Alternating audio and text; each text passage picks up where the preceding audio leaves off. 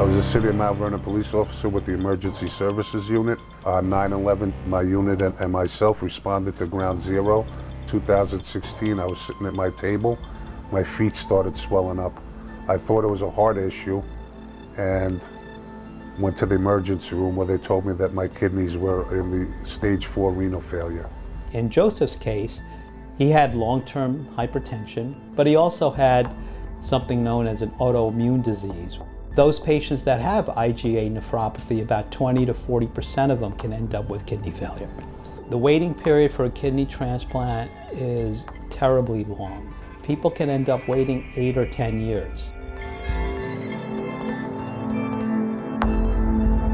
One way is through the National Kidney Registry, which is an organization we helped found back in 2008. It was actually my wife that got the ball rolling. She put out a desperate plea over the internet. His wife put a posting on Facebook, and that posting was recognized by a retired fellow police officer who had been involved in 9/11, had lost 14 of his colleagues at that time, and had a personal need to give something back.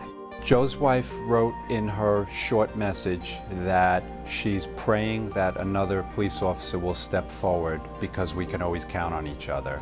And that's more or less what touched a nerve with me. My wife's first inclination was concern for my health. My wife had lost her first husband, the NYPD officer in the line of duty back in 1992.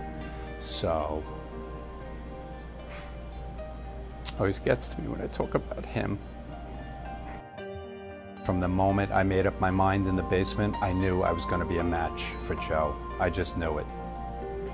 And so we talked for a little bit and she says, go do it. We did not know who the donor was at all. Then he called me one night at our dinner table. Everyone in my family got emotional. And the next thing I know, we met at the operating table. All the risks of a major operation exist with this procedure. Fortunately, that risk is extremely low because we do so many of them today. Kidney transplantation at New York Presbyterian Weill Cornell is the oldest program in New York State. We've been around since the early 1960s. We've performed well over 5,000 transplants at this center. Last year, we were the leading living donor center on the East Coast. At this point in my life, after the operation, I am 100% energetic, and I've lost 35 pounds. We will help people that other programs may not be able to help.